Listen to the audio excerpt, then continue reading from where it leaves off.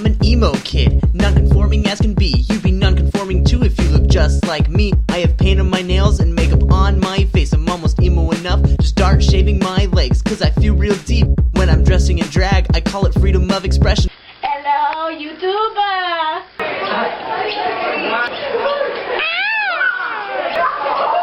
Who's weird? You!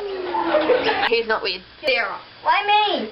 She's the first not weird person on our show. You put this on YouTube, I'm gonna seriously kill you. You! And she's gonna kill me!